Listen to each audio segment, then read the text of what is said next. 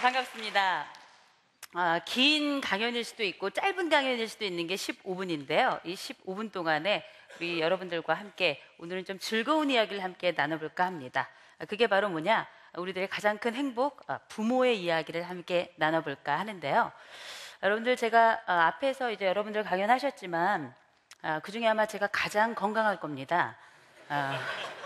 가장 건강해 보이지만 사실은 제가 불치병을 한 가지를 앓고 있어요. 저희 집안 대대로 내려오는 병이라서 제가 가지고 있는 병이 제 아들에게도 전달이 됐습니다. 비만이라고. 이게 완치가 됐다 싶으면 또 재발이 되고 재발이 되면 더 심해지고 이런 어려움이 있어요. 이런 불치병을 안고 살아가는 사람들이 많은 것처럼 제가 보니까 여기 보이네요. 여기 이렇게 보여요. 보이는데 이런 병들을 예상치 못하게 부모들도 한 가지씩 안고 있습니다.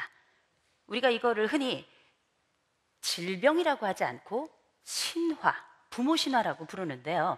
이 신화는 신화입니다. 그 얘기는 뭔가 이 신화는 사실 실제가 아니라 거짓이라는 거죠.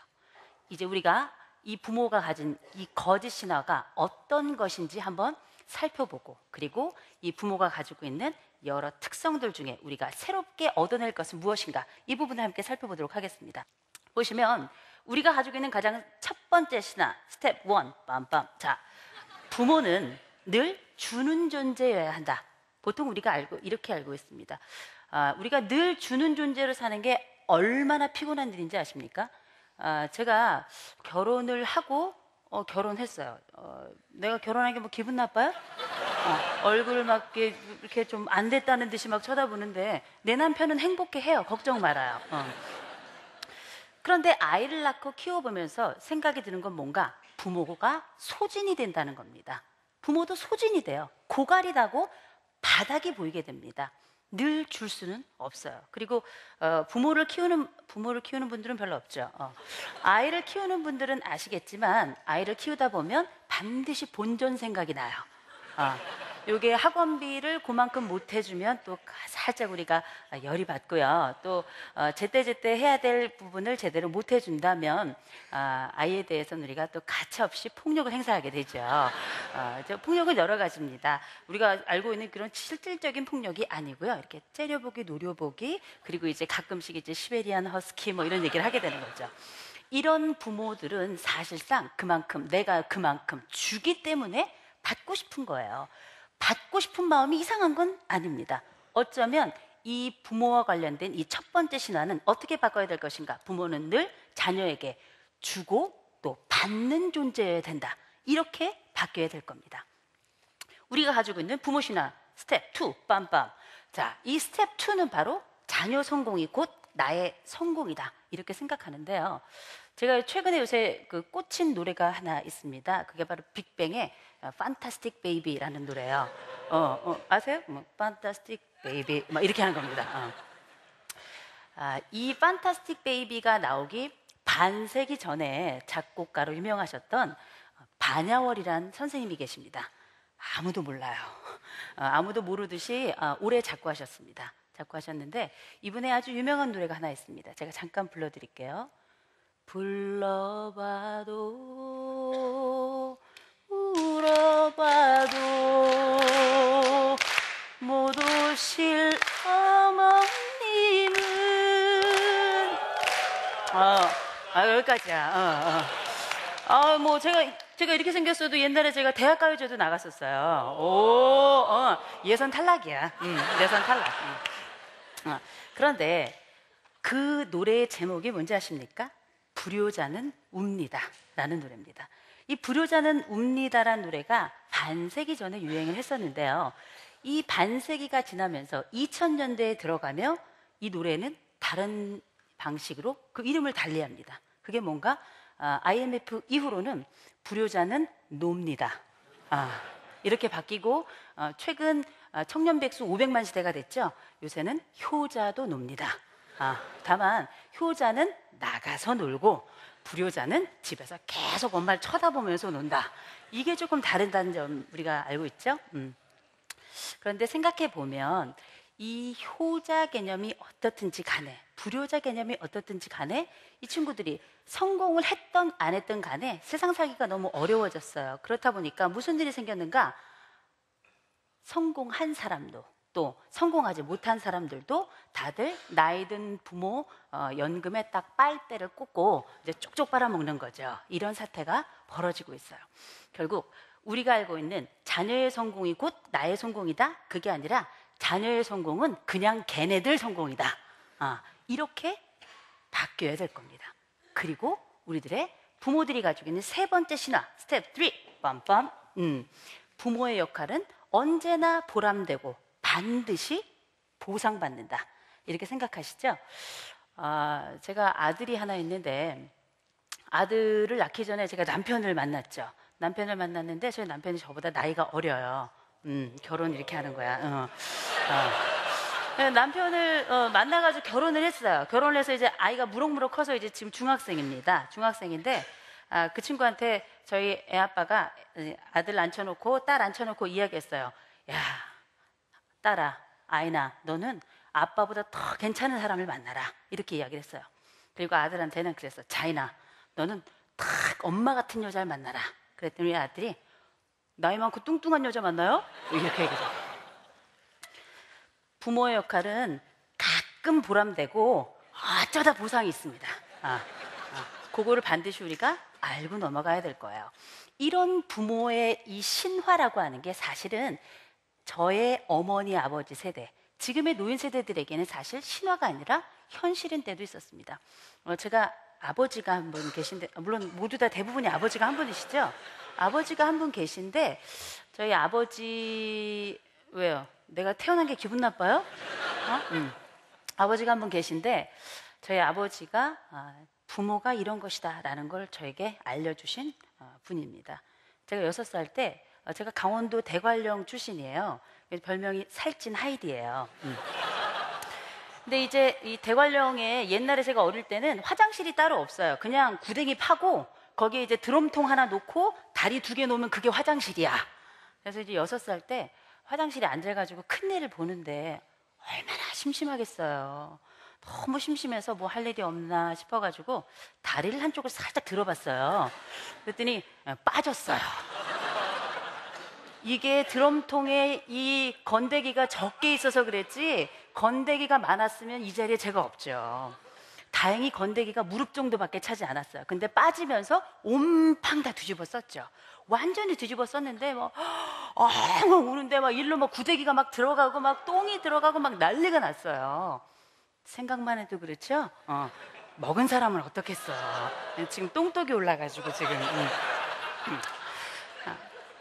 그런데 제가 막 소리를 내서 오니까 동네 사람들이 그 이야기를 듣고 작대기 있죠. 긴 작대기를 내려가지고 저를 잡도록 해가지고 끌어올렸는데 아무도 나를 돌봐주지 않는 거예요. 너무 무서웠어요.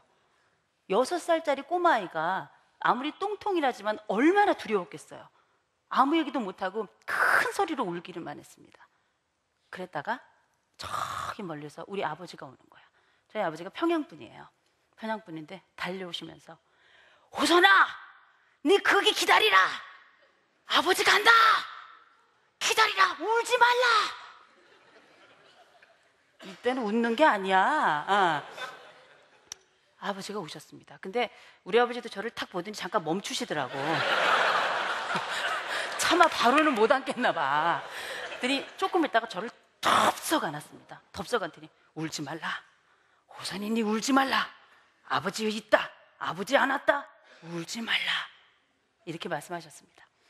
그때 울면서도 내 머리에 있던 구데기가 아빠 어깨로 떨어지는 걸 봤어요.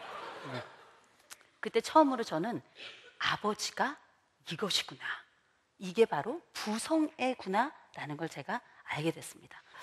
그런데 부모들이 가지고 있는 이런 신화, 어쩌면 지금 현재는 존재하지도 않을 것과 같은 이 신화가 사실 있긴 있었습니다. 그러나 지금은 보다 다른 형태의 부모가 필요하고 보다 다른 형태의 부모의 새로운 스토리가 필요한 시점이 되었어요. 왜냐?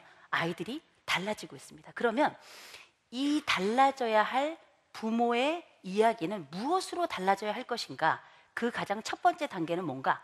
우리들이 가지고 있는 이런 부모 신화를 먼저 깨뜨리고 나오는 거죠. 뭔가를 깨뜨려야 그 다음에 새로운 것을 만들어낼 수 있습니다. 그 깨뜨려야 될 가장 첫 번째 요소, 그게 바로 무엇인가? 어떻게 내 아이들과 함께 살아갈 것인가? 먼저 인정하십시오.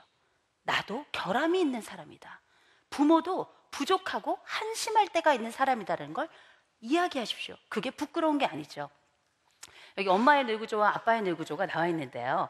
지금 여기 나와 있는 엄마의 뇌구조 보시면 육아도 있고 뭐 카드값도 있고 뭐 아이 학원비도 있고 그런데 엄마의 이 육아 파트만 이렇게 살짝 스티커로 떼어보면 그 안에는 해품달이 들어있죠. 해품달. 그리고 아빠 여기 보면은 뭐 와이프 월급날, 자동차, 휴일, 육아 이렇게 나와 있는데 아버지 육아도 살짝 떼어보면 거기엔 소녀시대가 들어가 있습니다. 사람이죠. 부모가 자기가 사람이라는 걸 자녀들에게 이야기하고 보여주어야 자녀들도 부모를 사람으로 만나고 사람으로 느끼게 됩니다. 보여주고 알려주고 만지게끔 해줘야 돼요. 결함이 있다는 걸 보여주는 건 부끄러운 게 아니라는 거죠. 두 번째, 우리들이 인정해야 될 두 가지 요소가 있습니다. 그 두 번째 요소는 바로 무엇인가? 부모들은 바로 자기 존경에 몸부림을 치는 사람들이라는 겁니다. 이 미국의 유명한 그 에이브럼 매슬로우라고 하는 심리학자가 있는데요. 여기 지금 보이시죠? 여기 슈퍼마리오처럼 생긴 분이 바로 이 매슬로우인데요. 이 매슬로우가 인간에게는 5가지 욕구가 다 있다는 거예요. 다 있다 이렇게 이야기를 하면서 1단계 욕구는 뭔가? 생리적 욕구야. 먹고 자고 싸고 또 성생활하고 이런 생리적 욕구가 충족되면 두 번째 욕구가 발생한대요. 이 두 번째 욕구는 안전과 안정의 욕구예요. 내 몸이 아프지 않고 내 주변이 안정적인 거. 이게 필요하대.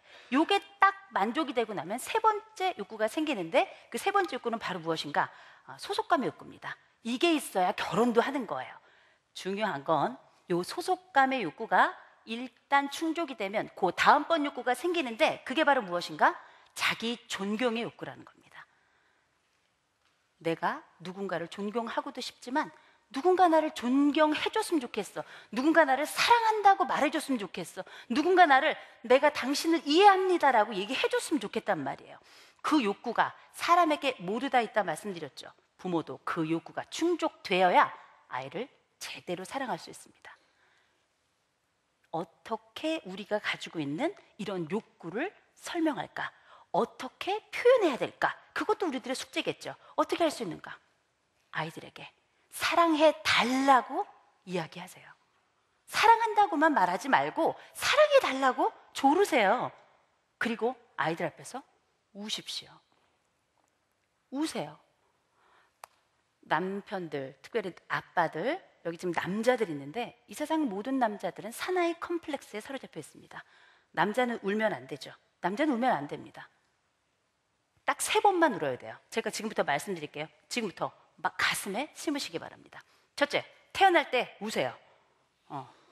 둘째, 부모님 돌아가셨을 때 우시면 됩니다. 울어야 돼요. 세 번째, 울고 싶을 때. 울고 싶을 때 우세요. 그게 바로 사람이 할 수 있는 일입니다. 부모로서가 아니라 사람으로서 할 수 있는 일이죠. 더 중요한 건 뭐냐? 우는 모습을 보여주세요. 감출 필요 없어요. 우는 게 범죄가 아닙니다. 여러분들이 아이들 앞에서 울어야 아이들도 내 부모가 울 수 있는 사람이구나. 특별히 남자들, 아빠들 울 때 보면 어떡해? 우왕 우는 게 아니에요. 응? 이렇게 울어요. 코를 푸는 건지 응? 우는 건지 알 수가 없어요. 내놓고 우십시오. 울고 그 다음에 아이들에게 나 좀 안아줘. 나 너무 슬퍼. 나 좀 안아줘. 라고 이야기를 해보십시오. 바로 이 이야기가 고백의 언어입니다. 사실의 언어는 이런 거죠. 야, 자인아, 내가 울고 있을 때 이 눈물은 말이다. 25%의 염화나트륨과 12%의 포도당 그리고 나머지는 H2O다. 이렇게 이야기하는 거예요. 아이들에게 하는 그 사실의 언어는 아이들에게 전달력이 없습니다. 부모를 설명해 줄 수 없어요. 우리가 가장 많이 하는 사실의 언어 바로 이거죠. 야, 너한테 들어간 돈이 얼마인 줄 아냐 이 찌질아 라고 이야기를 하죠. 부모와 자녀들 사이에 감정을 드러내놓지 못하고 사실의 언어만 사용한다면 누가 진짜 스타 찐따일까? 만약에 엄마, 아빠 둘 다가 다 이런 용어를 사용한다면 커플로 스타 찐따 노릇을 하는 거예요. 커플로 세트로 노는 거지, 그죠? 우리에게 필요한 건 무엇인가? 닥치고 효도하라는 일반적인 이야기, 우리들의 바램을 담은 이야기를 다른 방식, 바로 고백의 언어, 감정의 언어, 시의 언어를 통해서 이야기하십시오. 내게 와줘, 나 좀 안아줘. 저희 집에 짬남 한번 들려보세요. 저희 집에 와서 한번 저희 아이들을 보시면 아이들은 저 자기 전에 제가 이런다. 자, 준비, 하나 둘 셋 외쳐. 그럼 아이들이 어머니 사랑합니다, 어머니 존경합니다, 어머니 미스 유니버스, 이렇게 딱 끝나요.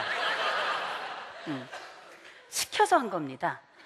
시켜서 강제예요. 분명합니다. 그러나 그 말을 들을 때 저는 행복해요. 그 말을 들을 때 저는 즐겁습니다. 남편이 그 얘기를 안 해주니까. 그러나 더 중요한 건 무엇인가?